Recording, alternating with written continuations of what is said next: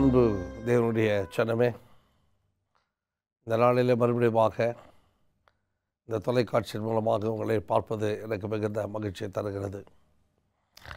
நம்ம அருமை ரட்சகரும் மீட்புமாகிய இயேசு கிறிஸ்துவின் நாமத்திலே உங்களுக்கு நல்வாழ்த்துக்கள். நீங்கள் எல்லோரும் கர்த்தருக்குள் சந்தோஷமாக இருப்பீர்கள் என்று நான் கர்த்தருக்குள் நம்புகிறேன்.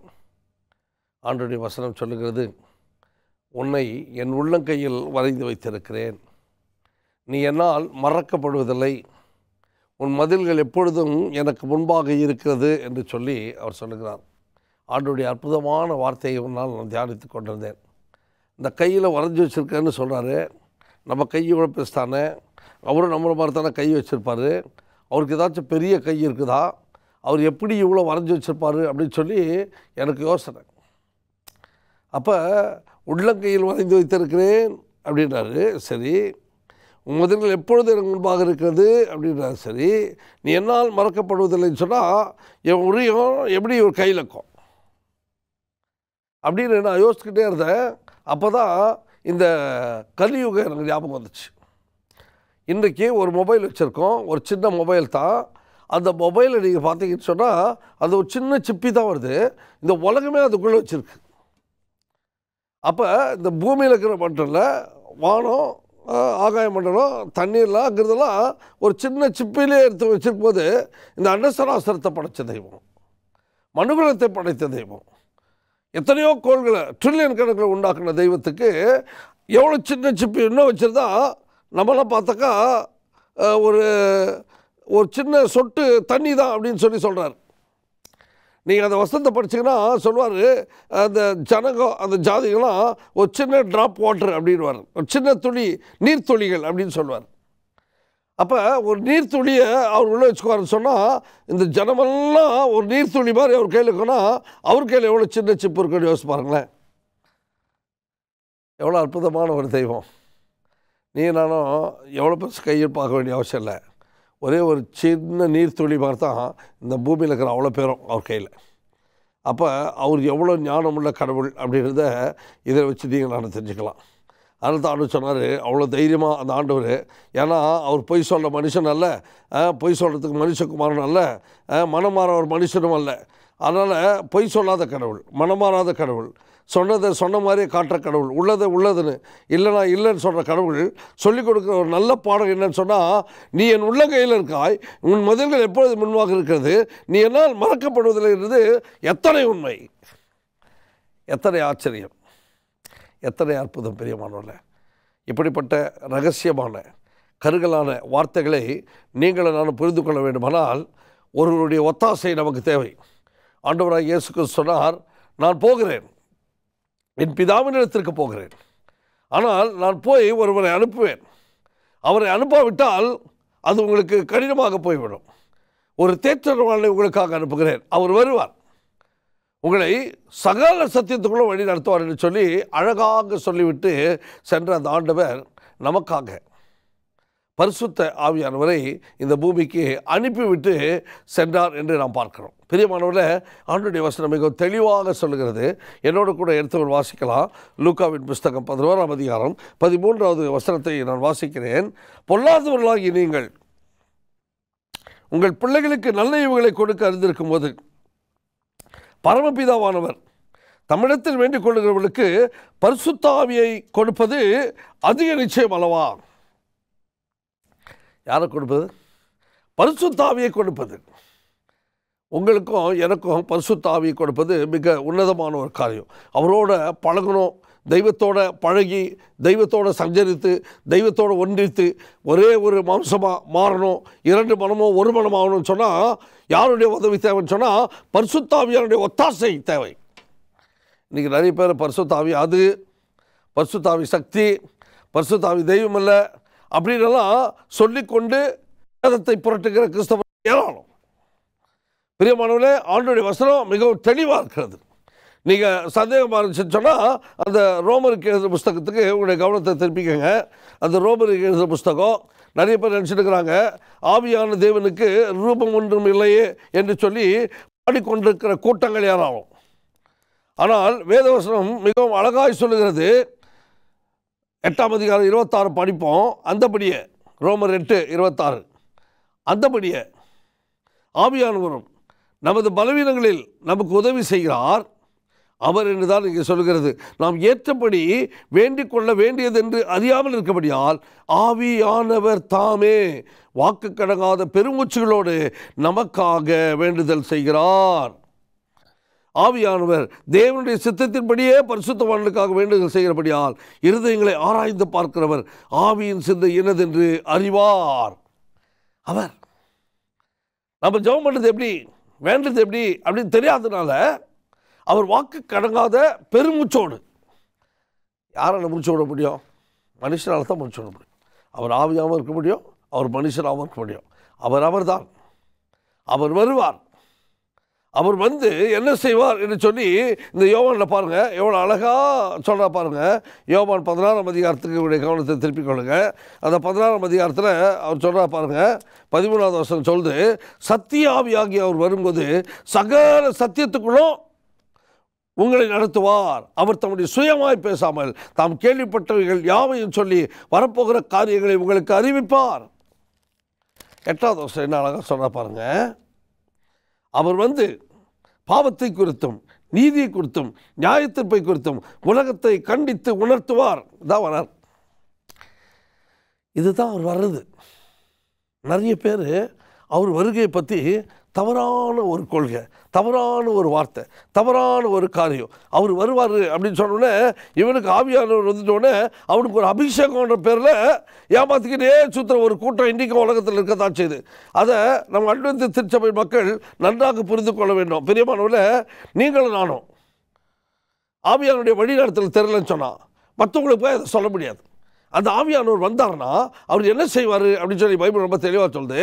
அவர் உன்னை நீதி குறித்தும் நியாயத்தை குறித்தும் உலகத்தை பாவத்தை குறித்தும் கண்டித்து உணர்த்துவார். அதுக்கு தான் ஆவியானவர். அது மட்டும் இல்லை, அவருடைய சகல சத்தியத்துக்குள்ளும் வழி நடத்துவார் அப்படின்னு சொல்லி சொல்லுது. அப்போ அந்த ஆவியானவர் ஏன் வரானா? நம்மை மாற்றுவதற்கு, நம்முடைய வழிகளை மாற்றுவதற்கு, நம்முடைய எண்ணங்களை மாற்றுவதற்கு அவர் வருகிறார் என்பதை நீங்கள் நானும் மறந்துவிடக்கூடாது. ஆனால் இன்றைக்கு ஒரு கூட்டம் அலைகிறது. அது பைத்தியக்கார கூட்டம். அந்த கூட்டம் ஏதோ ஒரு பாஷை, ஒரு பாஸ்ட்டை பற்றி ரொம்ப வருத்தப்பட்டேன். அந்த பாஸ்ட் ரொம்ப நல்லா பேசுகிற ஒரு பாஸ்ட். ஒரு வாரம் அந்த பாஸ்ட்டு போட்டார். என்ன இது, அபிஷேகன்ற பேரில் அந்நிய பாஷை என்ற பேரில் எதோ வாய்க்கு வர்றதெல்லாம் பேசுகிறாருங்க. பேசிட்டு இதெல்லாம் அந்நிய பாஷைன்னு சொல்கிறாங்க. அந்நிய பாஷை என்பது ஒரு பாஷைக்கே அர்த்தமாக தெரியாது அப்படின்னு சொன்னவர் அடுத்த வாரத்திலே மாற்றி பேசுகிறாரு. அது ஒரு ஸ்பிரிச்சுவல் பாஷை, அது ஒரு ஆவிக்குரிய பாஷை, அது தானாக நம்மள அறியாமலே வருது, நானும் அதில் ஒரு பாட் பாடன்னு பித்தலாட்டத்தோடு பேசுகிறார் அந்த பாஸ்டர். இப்படி ஊரை ஏமாத்துகிற பாஸ்டர்கள்லாம் நிறைய பேர் இருக்காங்க. நம்ம ஜாக்கிரதையாக்கணும். அவன் பணம் சம்பாதிக்கிறதுக்கு வாயில் வரதெல்லாம் விடுவான். எல்லா பாஷைக்கும் ஒரு எழுத்து இருக்குது. தெலுங்குக்கு இத்தனை லெட்டர்ஸ் இருக்குது, இத்தனை வார்த்தைகள் இருக்குது. தமிழுக்கு இத்தனை வார்த்தைகள், கன்னடாவுக்கு இத்தனை வார்த்தைகள், இங்கிலீஷுக்கு 26 எழுத்து அப்படின்னு ஒவ்வொன்றுக்கும் ஒரு எழுத்து இருக்குது. இந்த அந்நிய பாஷைன்ற ஒரு பேரில் ஒரு அந்நியாய பாஷை கொண்டு வரான். அதுக்கு எத்தனை எழுத்துனே தெரியாது. திடீர்னு ஏதோ 4 வார்த்தை சொல்லுவான், சொல்லிவிட்டு உடனே அந்நிய பாஷை விடுவான். பேசுங்கன்னு இவன் இல்லாமல் அவங்களே பேச விடுவான். அதுக்கு எத்தனை எழுத்தியாக்குது? அப்படி ஒரு பாஷை எங்கேயாக்குது? கேட்டால் நான் கடவுள்கிட்ட ரகசியத்தை பேசுகிறேன். நீ பேசுறது உனக்கே புரியல, உன் கடவுளுக்கு எப்படி சொல்லுவேன்? இன்னொன்று, ரகசியத்தை பேசுகிறது எப்படி பேசுவான்? காதோட காது வச்சு பேசணும், இல்லை மெதுவாக பேசுகிறது தான் ரபஷ பாஷை.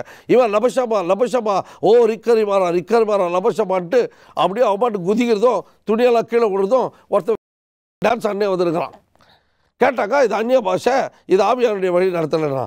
ஆவியானவர் எங்கேயா குதிச்சாரு, எங்கேயா கொதிச்சாரு? ஆவியானவர் என்னையா பண்ணார்? ஆவியானவர் எங்கே இருக்கிறாரு அவருக்கே தெரியாமல் போயிடுச்சு. கடைசியில் அந்த நிலைமைக்கு ஆகி போயிடுச்சு அன்றைக்கி கிறிஸ்தவ உலகம். பிரியமான தேவனுடைய ஜனமே, நீங்களும் நானும் தெரிந்து கொள்ள வேண்டும். ஆவியானுடைய வழி நடத்துதல் என்ன? ஆவியானவர் எதற்காக வருகிறார்? அவருடைய நோக்கம் என்ன என்பதை நீங்களும் நானும் தெரிந்து கொண்டு அந்த ஆவியானவருக்கு நாம் என்ன செய்ய வேண்டும்? செவி சாய்க்க வேண்டும். அப்போஸ்தலர் எழுதிய புஸ்தகம், அப்போஸ்தலர் 1ஆம் அதிகாரம் 8வது வசனம். அப்போஸ்தலர் 1:8. பரிசுத்தாவி உங்களிடத்தில் வரும்பொழுது நீங்கள் பலனடைந்து எருசலேமிலும் யூதேயா முழுவதிலும் சமாரியாவிலும் பூமியின் கடைசி பரியந்தமும் எனக்கு சாட்சிகளாக இருப்பீர்கள் என்று சொன்னார். அப்படியானால் பரிசுத்தாவி நம்மிடத்தில் வரும்போது நம்ம என்ன செய்கிறோம்? பலன் அடைகிறோம். பிரியமானவர்களே, எதற்காக? அவருக்காக சாட்சியாக இருப்பதற்கு. எங்கே? எல்லா இடத்திலும். அதனுடைய அர்த்தம் என்ன? அன்றைக்கு சீசர்கிட்ட ஆண்டவர் சொன்னார், எப்படி யூதேயாவில் சமாரியாவில் இன்னும் எல்லா இடத்துலையும் போய் நீங்கள் எனக்கு நினச்சிங்க சாட்சியாக இருப்பீங்க அப்படின்னு சொன்னார். இன்றைக்கி நம்மளுக்கு கூட ஆண்டவர் சொன்னார் என்னென்னு, பரிசுத்தாவி உள்ளத்தில் வரும்போது உன் வீட்டில், உன் முன்னாடி வீட்டில், உன் சைடு வீட்டில், இந்த பக்கம் இருக்கிறவன்ட்ட, பின்னாடி இருக்கிறவன்ட்ட, முன்னாடி தெருவு, இந்த தெருவு, இந்த தெருவு, இந்த தெருவு, இந்த பக்கம், இந்த பக்கம், இந்த பக்கம், இந்த பக்கம், இந்த திசை, இந்த திசை, இந்த திசை, இந்த திசையில் சாட்சியாக இருக்கு. நிறைய பேருக்கு 4 பேருக்கு சாட்சியாக இருப்பாங்க, தனக்கு சாட்சியாக இருக்க மாட்டாங்க, மனசாட்சிக்கு சாட்சியாக இருக்க மாட்டாங்க. அதுதான் பிரச்சனையே. 4 பேர் பேச்சை கேட்கவே மாட்டாங்க. ஒன்று யார் சொல்லுங்கள்? நம்மளை பெற்றது நம்ம பேச்சை கேட்காது. இன்னொன்று நமக்கு வாட்சது நம்ம பேச்சை கேட்காது. இன்னொன்று நம்ம பெற்றது நம்ம பேச்சை கேட்காது. 4வது நம்மளே நம்ம பேச்சை கேட்க மாட்டோம். இந்த உலகத்தில் 4 பேர் நம்ம பேச்சை கேட்க மாட்டான். ஒன்று யாருன்னா, நம்மளை பெற்றது நம்ம பேச்சை கேட்காது. இன்னொன்று நமக்கு வாட்சது நம்ம பேச்சை கேட்காது. இன்னொன்று நம்ம பெற்றது நம்ம பேச்சை கேட்காது. 4வது நானே என் பேச்சை கேட்க மாட்டேன். எல்லாருக்கும் சாட்சியாக இருப்பான், தன்னை மட்டும் சாட்சிக்கு சாட்சியாக இருக்க மாட்டான். பரிசுத்தாவி எல்லாருக்கும் சாட்சியாக இருக்கிறது பதிலாக முதலாவது என்னுடைய மனசாட்சிக்கு சாட்சியாக இருக்கணும். நானே எனக்கு சாட்சியாக இல்லைன்னு சொன்னால் நான் எப்படி மற்றவங்களுக்கு சாட்சியாக இருப்பேன்? என் மனசாட்சியில் எனக்கு தெரியும் நான் என்ன பேசுகிறேன், நான் என்ன பண்ணுறேன் அப்படின்னு எனக்கு தெரியும். அப்போ நான் பேசும்போது நான் சரியாக பேசணும்.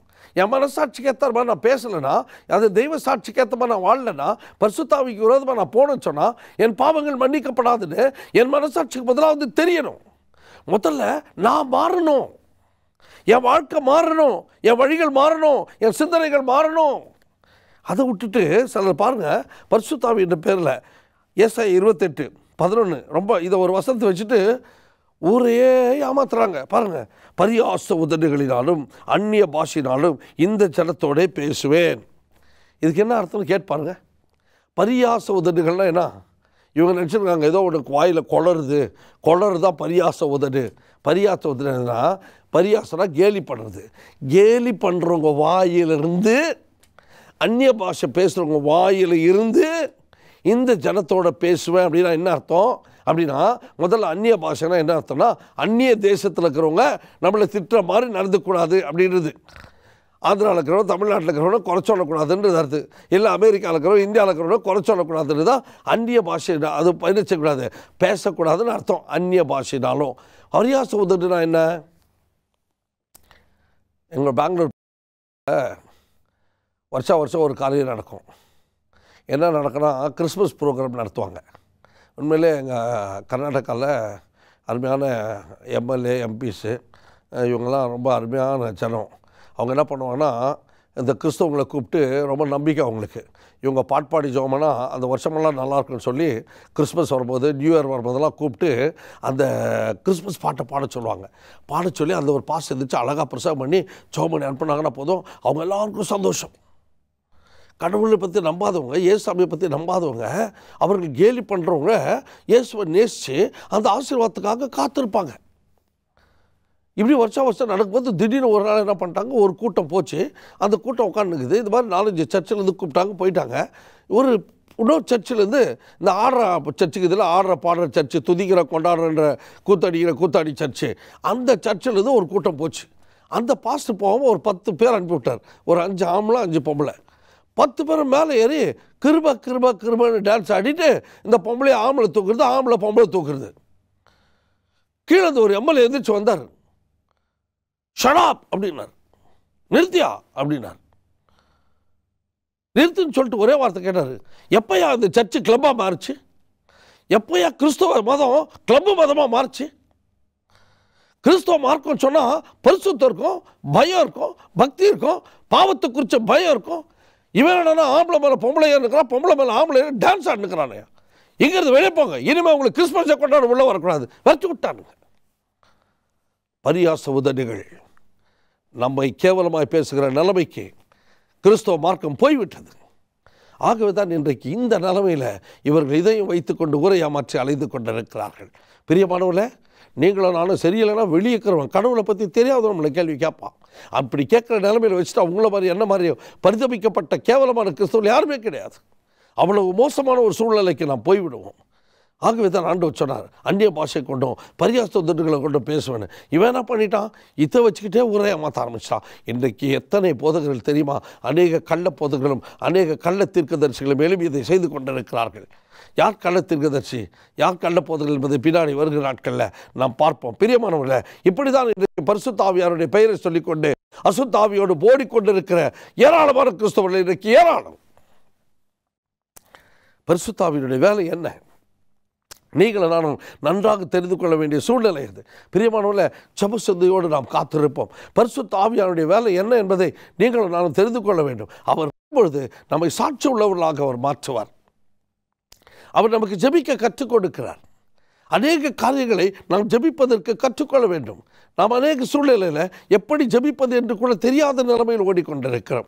ஆகவே தான் பரிசுத்த ஆவியானவர் என்ன செய்கிறார்? நமக்கு கற்றுக் கொடுக்கிறார். நாம் எப்படி ஜெபிக்க வேண்டும், நாம் எப்படி வேதத்தை வாசிக்க வேண்டும், அதை எப்படி புரிந்து கொள்ள வேண்டும், அதன்படி எப்படி நடக்க வேண்டும், பாவம் செய்யாத வாழ்க்கை எப்படி வாழ்வது, பரிசுத்தமான வாழ்க்கை எப்படி வாழ்வது, உண்மையான வாழ்க்கை எப்படி வாழ்வது, நேர்மையான வாழ்க்கை எப்படி வாழ்வது என்பதை கற்றுக் கொடுக்கிறார். அதே பரிசுத்த ஆவியானவர் தான் நமக்கு இந்த நாட்களில் அநேக வரங்களை கொடுத்திருக்கிறார். 14 வரங்களை பரிசுத்த ஆவியானவர் மூலமாக ஆண்டவர் கொடுத்திருக்கிறார். நீங்கள் கொரிந்தியரில் படித்து பாருங்கள். அங்கே எல்லா வரங்களையும் ஆண்டவர் சொல்லுகிறார், இந்தந்த வரம் இந்தந்த வரம் என்று. எபேசியரில் படித்து பாருங்கள், அங்கே 5 வரங்களை கர்த்தர் கொடுக்கிறார். இப்படி 14 வரங்களை கர்த்தர் கொடுத்திருக்கிறார். அதை நாம் படித்து பார்க்கும்போது தான் நமக்கு தெரியும். ஆனால் இன்றைக்கு அதை வைத்துக்கொண்டு சாத்தான் மற்றவர்களை ஏமாற்றி கொண்டு இருக்கிறான். வாசிக்கிற பாருங்க, ரொம்ப ஆச்சரியப்பட்டு போவீங்க. 2 தெசலோனிக்கேயர் 2ஆம் அதிகாரம் 9வது வசனத்தை நான் வாசிக்கிறேன். அந்த அக்கிரமக்காரனுடைய வருகை சாத்தானுடைய செயலின்படி சகல வல்லமையோடும் அடையாளங்களோடும் பொய்யான அற்புதங்களோடும். எப்படி சாத்தான் எப்படி வருவான் பாருங்க. வரம் கொடுக்குறவன். இன்றைக்கி ஜனங்க கோயிலுக்கு ஏன் போகிறாங்க தெரியுமா? வல்லமை முடியுமா வேணுமா, அதிகமாக வல்லமை வேணுமா, குணமாக்குற வல்லமை, பிசாசை வரட்டுற வல்லமை, தீர்க்கதரிசனம் சொல்கிற வல்லமை, அப்படியே ஒரு அக்கினியாக மாறணுமா, அபிஷேகம் பரணுமா. சாத்தா கொடுத்துருவாங்க. இதை சாத்தா கொடுத்துருவான். அதனால தான் ஆண்டவர் சொன்னார், அந்நாளில் அநேகரை என்னை நோக்கி கர்த்தாவே கர்த்தாவே, மத்தேயு 7:22 வாசிக்கணும், உம்முடைய நாமத்தினால பிசாசுகளை துரட்டினோம் அல்லவா, உடைய நாமத்தினால தீர்க்க தரிசனம் உரைத்தோம் அல்லவா, உடைய நாமத்தினால அற்புதங்களை அடையாளங்களை செய்தோம் அல்லவா என்பார்கள். நான் அவர்களை பார்த்து, அக்கிரம செய்யக்காரர்களே, என்னை விட்டு அகன்று போங்கள், உங்களை அறியேன் என்று சொல்வார். அப்படியானால் சாத்தானாலும் வரங்களை கொடுக்க முடியும் என்பதை நீங்களும் நானும் மறந்துவிடக்கூடாது. இன்றைக்கு நிறைய கிறிஸ்தவம் பாருங்கள், வரம் வாங்கிட்டு இருப்பான். என்னையா வரும்? குணமாக்கம் வரும். என்னையா வரும்? தீர்க்க தரிசனம் வரும். கள்ள தீர்க்க தரிசனம் சொல்லுவான். அடையா வரும். பிசாசு ஓடும். அதெல்லாம் நம்ம பார்த்தோம், ஐயோ இவன் கடவுள் எல்லாம், இவனும் சத்தியத்தில்ன்றான், நானும் சத்தியத்தில் இருக்கிறான்றேன், அவன் இவன் செய்கிறான்னு நானும் செய்கிறேன்னு நம்பக்கிறோமே. நம்மக்கிட்ட இருக்கிற விசுவாசத்தில் நம்மளே மலிகி போய் நிற்போம். ஆனால் ஆண்டவர் சொல்கிறாரு மத்தேயு 24:24, அவன் கூடுமானால் தெரிந்து கொள்ளப்பட்டவர்களே வஞ்சிக்கத்தக்கதாக பெரிய பெரிய அடையாளங்களை வானத்திலிருந்து அக்கறையை கூட என்ன செய்வான்? போடுவான். ஒன்று மட்டும் தெரிஞ்சுக்கங்க பெரியமானவர்களே, அவருடைய கனிகளினாலே அவர்களை அறிவீர்கள். கனிகள்னா என்னது? இன்றைக்கி நிறைய பேர் அற்புதத்தை தேடி தான் போகிறாங்க, அடையாளத்தை தேடி தான் போகிறாங்க. பைபிள் சொல்லுது, மத்தேயு எழுதின புஸ்தகத்துக்கு வாங்க, மத்தேயு எழுதின சுவிசேஷம் 12ஆம் அதிகாரம் அழகாக சொல்கிறா பாருங்க. மத்தேயு 12:39, அவர்களுக்கு அவர் பிரதியுத்தரமாக, இந்த உபகார சந்ததியார் அற்புதத்தை அடையாளத்தை தேடுகிறார்கள். எப்படி? மத்தேயு 12:39 நான் வாசிக்கிறேன். அவர்களுக்கு அவர் பிரதியுத்தரமாக, இந்த பொல்லாத விபச்சார சந்ததியார் அடையாளத்தை தேடுகிறார்கள், ஆனாலும் யோனா தீர்க்கதரிசியின் அடையாளமே அன்றி வேறு அடையாளம் இவர்களுக்கு கொடுக்கப்படுவது இல்லை. இன்னைக்கு அற்புதத்தை தேடி ஓடுற ஜனம், அதனால தான் ஏமாந்து உட்காந்துட்டு போகிற ஜனமாக போகிறாங்க. இன்றைக்கி நிறைய பேர் அற்புதத்தாங்க. ஆண்டவர் சொல்கிறாரு, பொல்லாத விபச்சார சந்ததியார் தான் அற்புதத்தை தேடுவாங்க. ஆண்டவருக்கு பிரியமான பிள்ளைங்க வாடுறதே அற்புதம், இருக்கிறதே அற்புதம், ஓடுறதே அற்புதம், சாப்பிட்றது அற்புதம், ஜீவிக்கிறது அற்புதங்க. நான் எத்தனையோ 1000 முறை செத்துருப்பேன், 2000 முறை செத்து போயிருப்பேன். எத்தனை முறை சாவு. எங்கள் அம்மா கூழ் கொடுத்தாங்க. கூழில் திடீர்னு குடித்த உடனே ஒன்று வெள்ளையாக வெளியே ஒதுக்குது, ஏதோ நார்க்குதுன்னு சொன்னாங்க. எடுத்தாக்கா பள்ளி ஓடுது, செத்தே போயிட்டுருவேன் நான். இப்படி எத்தனையோ உங்களுக்கு சொல்லிட்டு போயிட்டே இருப்பேன். ஆனால் ஆண்டவர் நம்மை காப்பாற்றுகிறார், நம்மை கைவிடாமல் நடத்துகிறார். பிரியமான தேவனுடைய ஜனமே, ஆண்டவர் நம்மை ஒரு நாளும் கைவிடுவதில்லை. நம்ம அற்புதத்துக்காக அடையாளத்துக்காக ஓடக்கூடாது. ஆண்டவர் சத்தியத்துக்காக ஓடணும், நியாயத்துக்காக ஓடணும், தர்மத்துக்காக ஓடணும். பிசாசத்துக்கு தேடாத, உனக்குள்ள இருக்கிற பிசாசு, நமக்குள்ள இருக்கிற பாவ பிசாசை வரட்ட பார்க்கணும். குணமாக்க வரத்தை தேடக்கூடாது. நமக்குள்ள இருக்க கெட்ட பழக்கங்கள், பொய், பித்தலாட்டம், திருடு, களவு, உபச்சாரம், வேசித்தனம், அக்கிரமம், அநியாயம், அக்கிரமம், நாசம், மோசம், மற்றவனை கோழி சொல்றது, மற்றவன் பேரில் சண்டைக்கு போகிறது, வீணாக போய் சண்டைக்கு நிற்கிறது, வாக்குவாதம் பண்ணுறது, பிடிக்காததை செய்கிறது, கடவுளுக்கு வெறுக்கிறத செய்கிறது, அருவருக்கிறத செய்கிறது, வேணாம் செய்ய வேணான்றது வேணும்னே போய் செய்கிறது, துணிகரமாக பாவம் செய்கிறது.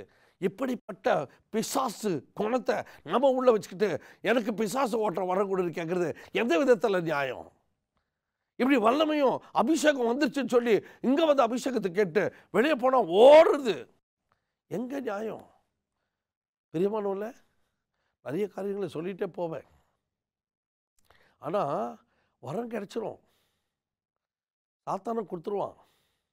சாத்தானால் பரிசுத்தம் கொடுக்க முடியாது, உண்மையை கொடுக்க முடியாது, பாசத்தை கொடுக்க முடியாது, நேசத்தை கொடுக்க முடியாது.